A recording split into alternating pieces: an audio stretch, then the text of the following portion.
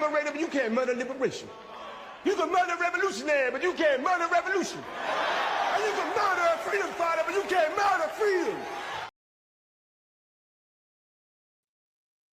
You are tapped in, so let's get right to it. So, as Tapped has said, we've been saying it for a couple of weeks now, ever since President Trump announced a ceasefire and kept extending this ceasefire, that it wasn't really about the ceasefire. There was something else going on behind the scenes. But nevertheless, we said that the ceasefire was just a ploy or some type of hoax, that the war was still on and it would not end because of some speculation or supposed negotiations were taking place to end this war.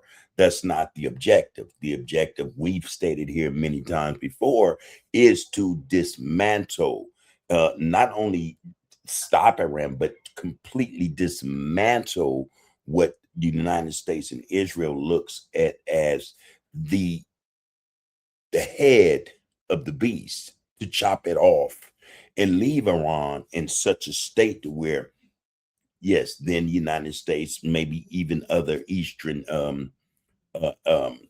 those in the region in the Middle East, as well as Israel, could come in and start to make Israel in their image. So it's come to pass. The war has started again. The United States, they use some pretense of preemptive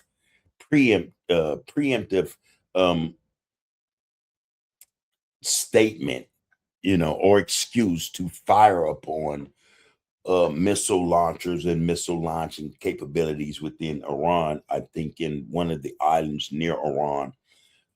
That's just a pretense. It was a pretense to start this thing back up, but they use it in terms of self-defense. Or we just want to make sure we defend our military assets as well as personnel in the region. But wasn't it supposed to be a ceasefire? Weren't there supposed to be peace negotiations taking place? And if that's so, why would you fire upon Iran when you're supposed to be having these negotiations? Really, just on the face of it, it speaks for itself.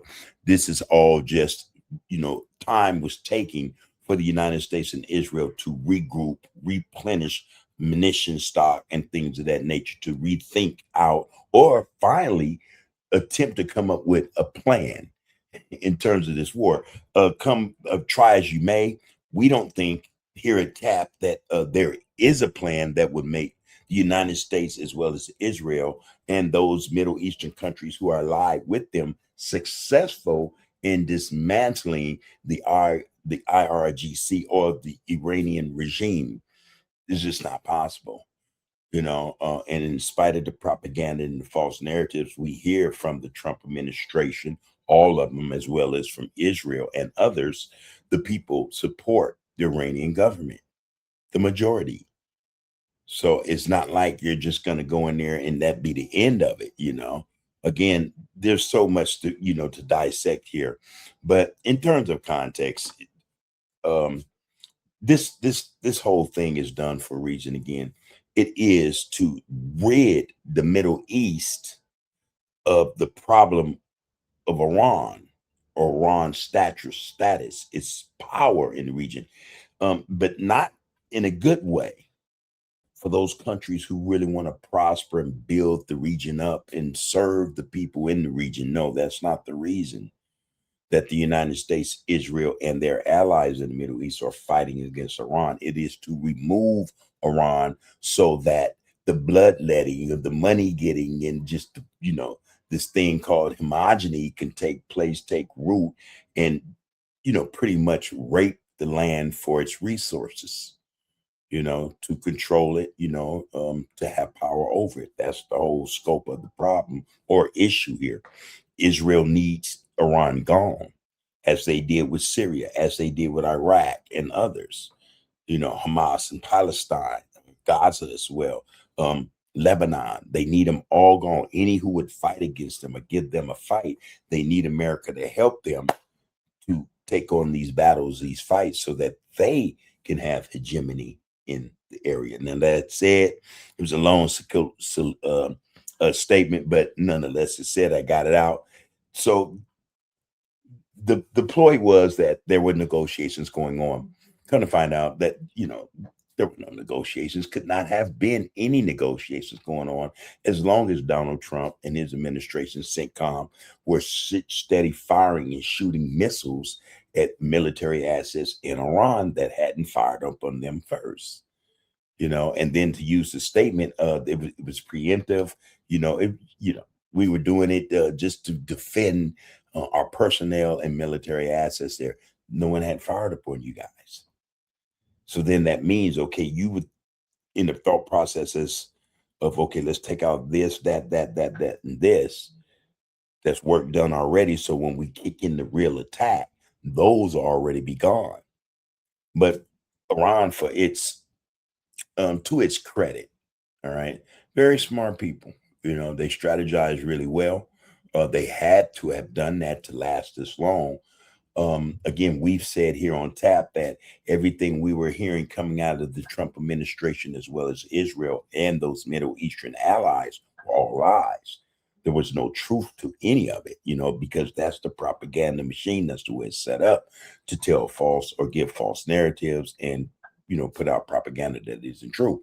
We knew, just understanding in terms of what we researched as far as missiles go and what Iran has been doing over the decades, that they were way more prepared than the United States, or way more prepared than what Israel thought they were, in terms of giving the United States information that they thought was correct, But we knew that was a futile exposition of war, to start with Iran, because you weren't going to beat them.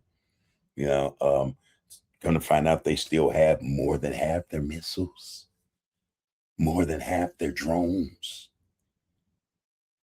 Okay. They've shot maybe only 20% of their arsenal. They haven't even released or unleashed the power that Israel knows they have, that these Middle Eastern countries in the region knows they have, that the United States suspect that they have. The funny thing, or the coldest thing, maybe even the saddest part, is they haven't even fired these really, really powerful missiles that they possess. The United States, for its part, will continue to put its foot in its mouth. There is no exit strategy or off ramp, as they call it.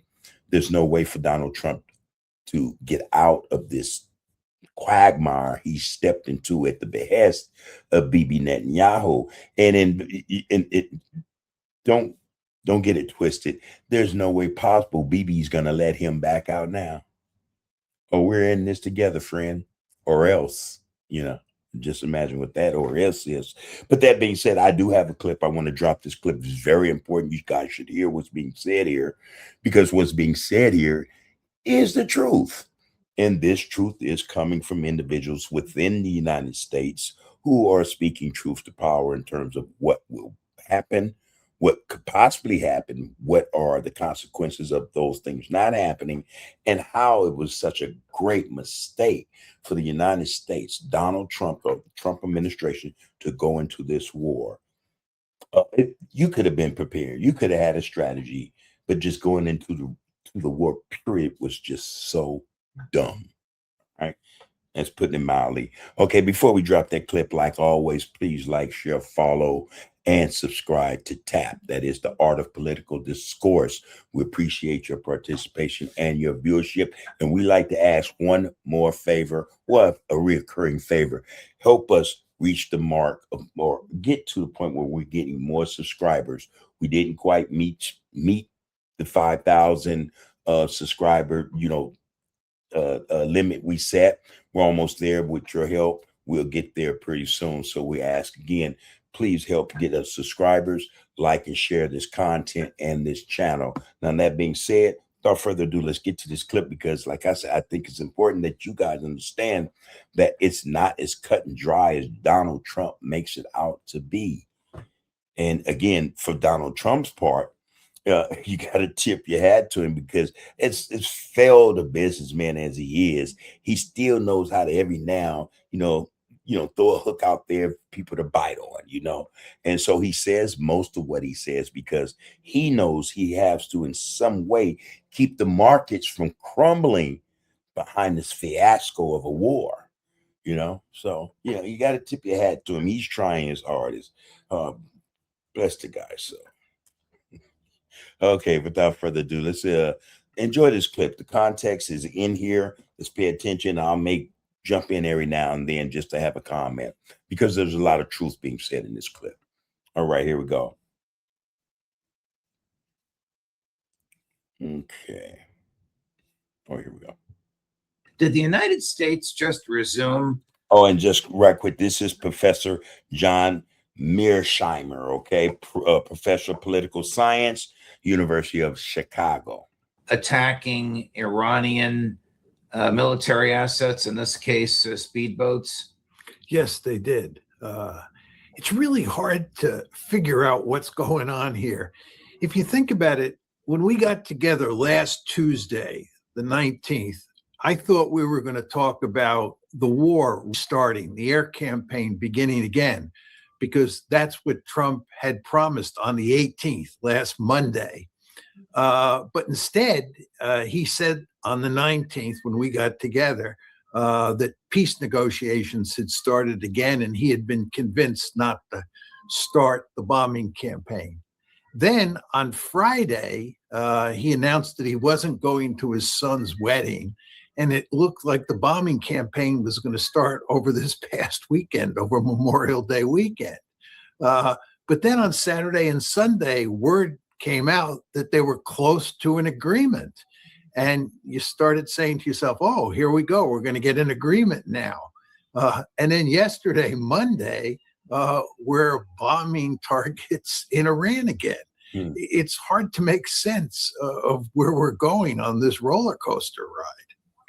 Oh, I don't necessarily agree with his statement. I get what he means, though. But the fact of the matter is, initially, when the so-called ceasefire was announced, anyone with some sense, understanding strategic warfare, or, you know, looking for not an out from the situation or regarding the situation, but somewhat of a reprieve, you know, a drawing back or falling back so that we can, or so that restocking can take place, so that the generals, along with Trump, could sit down and discuss, okay, what's our next move? Because we thought the one move that we only had was going to be the move to bring it all down. It didn't happen like that. Even with the B-52 bombers, the stealth bombers and all that, nothing worked. They're still there. And we went and told these people we had victory. We won. We obliterated them. So that was needed so that they can go back to the drawing board and try to devise or come up with some other, you know, name for this, you know, other than Epic Fury or something, you know, or something. Okay, maybe this time Fury will get it done, whatever, you know. But they needed that time, again, for munitions, restocking of them, for bringing assets into the region, more military assets into the region, and to, again, coordinate with Israel and, you know, what other, you know, any other allies they have in the region, as well as spies who may be in Iran, to try to figure out a way to bring them to their knees. That's what we think that time was used for. The Iranian negotiators are apparently in Doha trying to work out some kind of a deal there. And within hours of their arrival is when the U.S. attacked these speedboats, supposedly, it said, for self-defense. Is there a ceasefire or isn't there? Are there negotiations or aren't there? This is truly unorthodox. In fact, calling it unorthodox is being charitable. It's crazy. Well, just talk about the negotiating process. First of all, it appears that on our side, we have one person and one person only who's involved in this process. And that person is President Trump, who constantly is talking about this aspect of the deal or that aspect of the deal. And we've said that as well here on Tap. It made no sense. Well, it should be evident that Donald Trump does not know what he's doing, because he talks too much and he uses social media to get out what he really wants to say, you know. So we knew then, yeah, not a good look. Not only that, but his administration are just as uncouth and undisciplined as he is. So, but being that the case, and well, being the case that Donald Trump would say, I like having weak people around me because it makes me feel strong, should be another indication that this thing's not going to go well. It's not going to go well because Donald Trump is the only one who matters within this administration and with what's going on in the world, especially if it involves the United States of America. He's the only guy that knows any better. That's where the failure will come from. That's where the burden of blame should be placed. And he's sort of making things up as he goes along. He's changing his mind from day to day. This is just no way to conduct a negotiation. This is something that should be done in private. There should be professional teams on both sides instead of on just one side. And they ought to try to work out the differences so that we can shut this war down. But if you listen to a lot of what President Trump said, well, what he should have said at the end of that was that, then the reality is that they don't want to stop the war. The war serves too many, in their minds, great causes and purposes. For Bibi, it's the fact that as long as he's at war and conflict with other countries in the region, he doesn't have to face a court or consequences for his corruption. That's one way of really looking at it, and not only that, but again, the idea of the strategy to move Iran out of the way because they're a thorn in their side, Israel. As far as Trump goes, it doesn't benefit him to end the war either, because in the process of all this that's taking place, he's gotten quite richer since February the 28th. Not just he, but his family as well as his cronies, his buddies and allies. They've all gotten super rich in the last 3 months. No one is saying anything about that. We have here on tap. Go check out the older episodes. You get an earful. And then what the Iranians follow up with, it's quite clear that many of the points that President Trump is making, many of the points he's making are at odds with what is the Iranian position. And there is no way they would accept Trump's various demands. That's another great point, and I've made that point here on this show.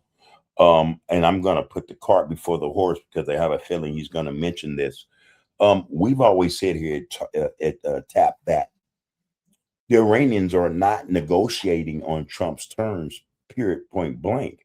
When they made the statement initially, when Donald Trump, threw out there as bait negotiations, let's start talking. Iran was the first to say, let's get one thing straight. This thing is going to end when we decide it ends. And it'll be on our terms, not yours. That was one aspect of this, I think, that flew over a lot of people's head. They didn't take this very serious. We knew that Iran here at TAP, we knew that the Strait of Hormuz will become a bargaining chip. We knew that. Not only that, but we also said that, hey, Iran owned 2 or 3 nuclear weapons, we wouldn't even be in any of this mess. We wouldn't even be in any of this mess. Benjamin Netanyahu would leave that whole region alone, and whatever was going on with Trump and the Epstein files, that would have came out by now. You know what I mean? We wouldn't have been in none of this because the nuclear bomb is an equalizer. It is an equalizer. Anyone who possesses one, no one would fire up on that or those who possess a nuclear weapon. Therefore, diplomacy is the only way to go. So whatever differences we have, we can agree to disagree, but we won't be killing each other because there's the fear that I kill one too many. If I kill one, that be all it takes to start a nuclear war. Like in North Korea, no one's messing with North Korea.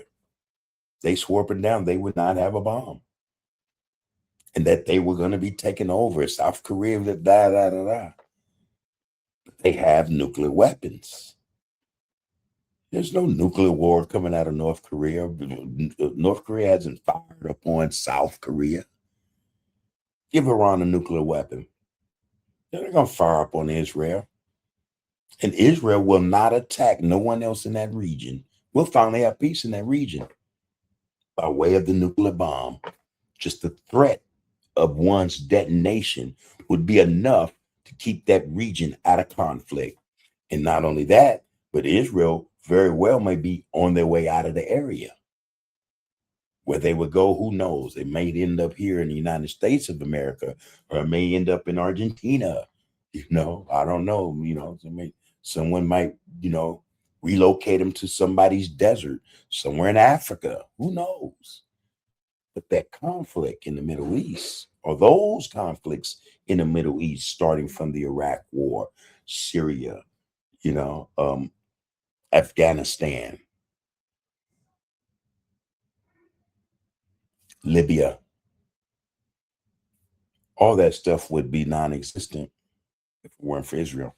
But I digress. Let's see what he has to say about it. It's a rather bizarre process, and it's hard to see how it leads to a meaningful deal. It won't. Well, also over the weekend was a massive attack on governmental buildings in Kyiv. An Areshnik was used, although according to Alistair, the Areshnik was not used on those buildings so that it wouldn't kill civilians. It was used on other assets on the outskirts of Kyiv. But all of this taken. And this is in context to the war with Russia and Ukraine, which has been going on for a couple of years now, a few years itself.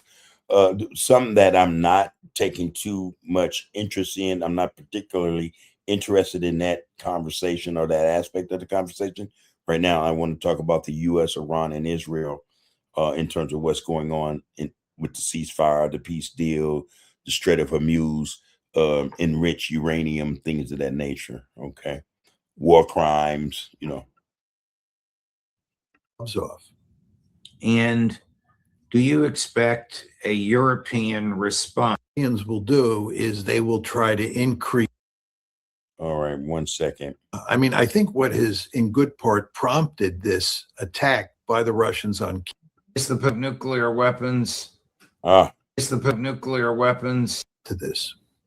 So is the nuclear weapons a deterrent? Because it doesn't seem to scare the Ukrainians.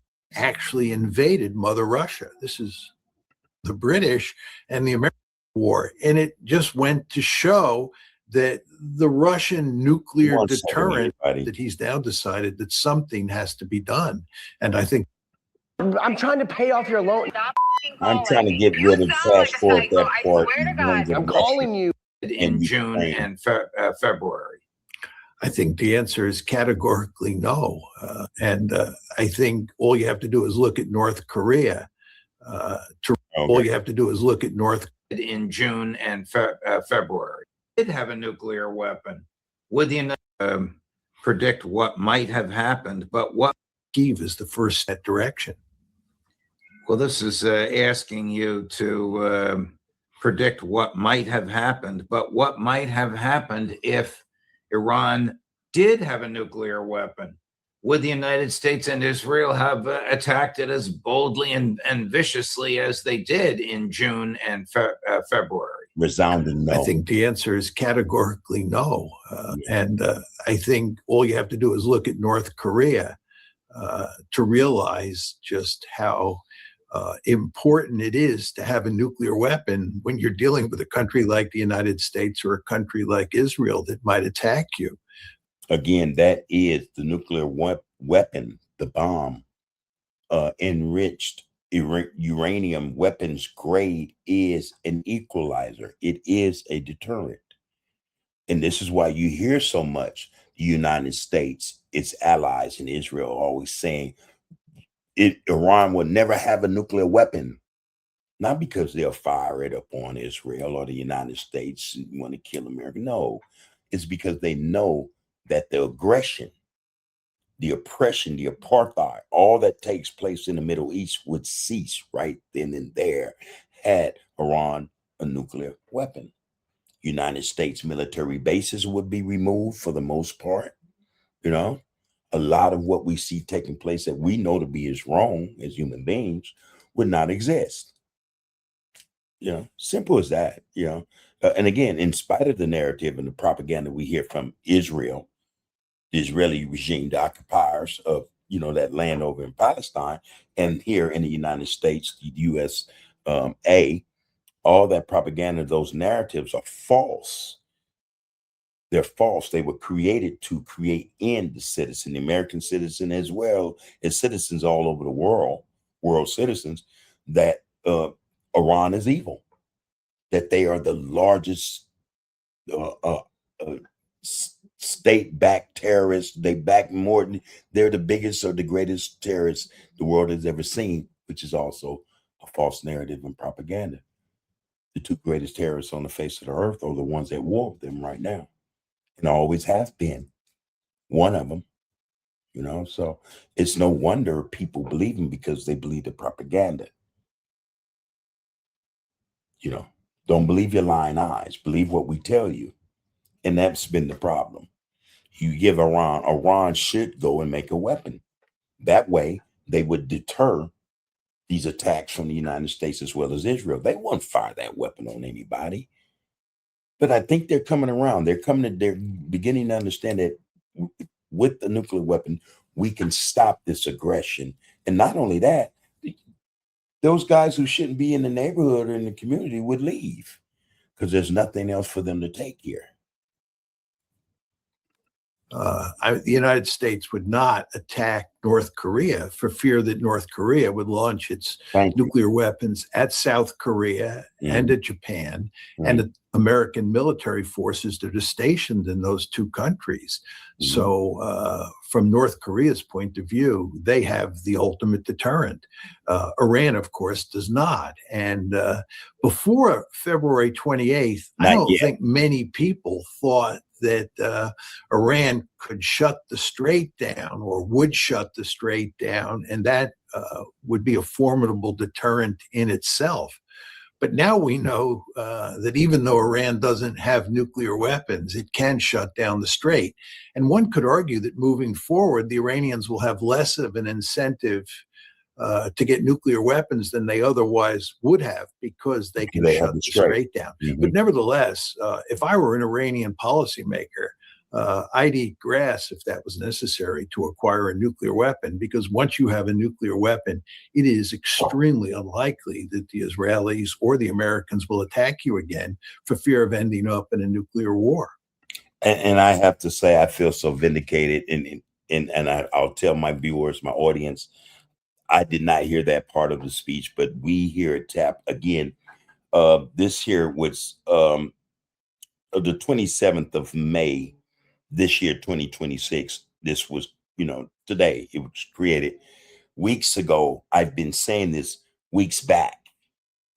I kind of feel vindicated that I've said this, and I'm probably not the only one who said this or thinks this. And I'm sure that the United States government, the Trump administration, as well as the Israeli regime, sees and understands this as well. We're pretty sure Iran does as well. They know.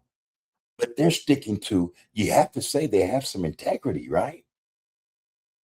I mean, their people are being bombed. Their infrastructure is being ravished, raised, leveled. And yet they still have, this integrity, these principles to say,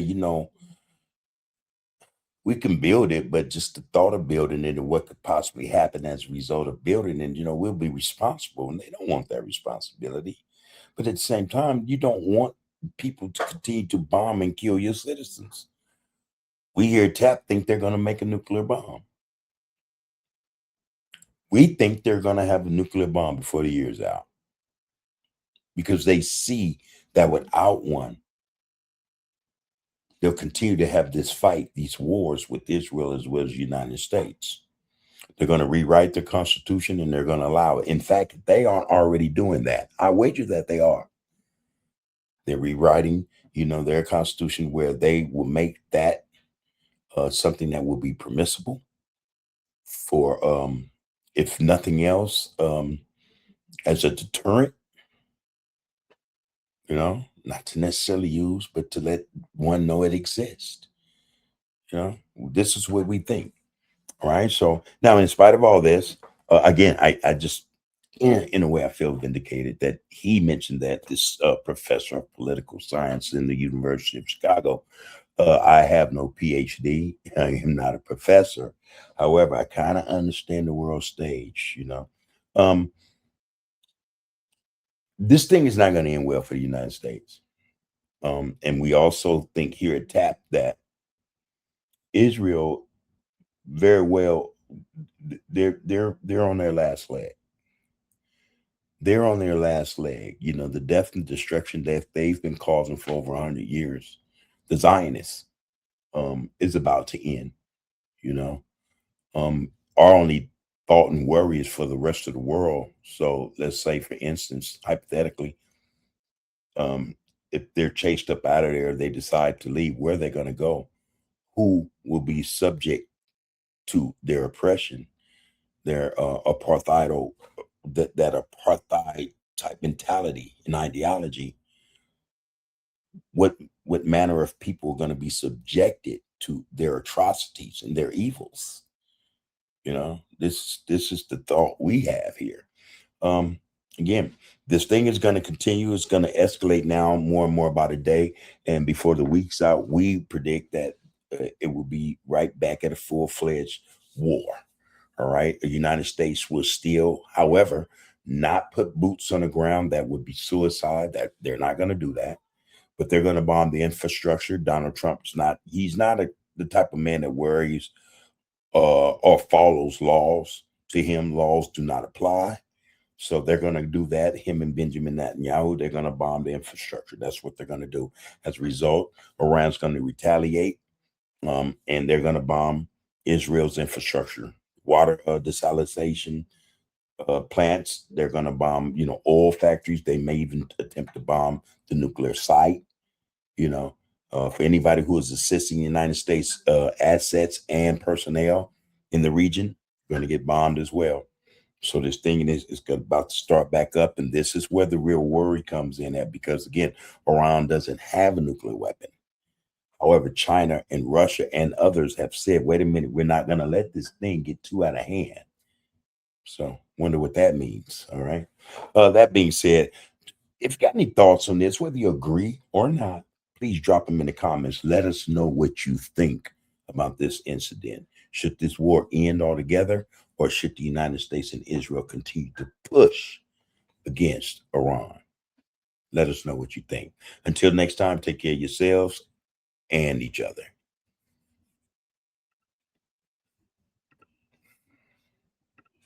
You can murder a liberator, but you can't murder liberation. You can murder a revolutionary, but you can't murder revolution. And you can murder a freedom fighter, but you can't murder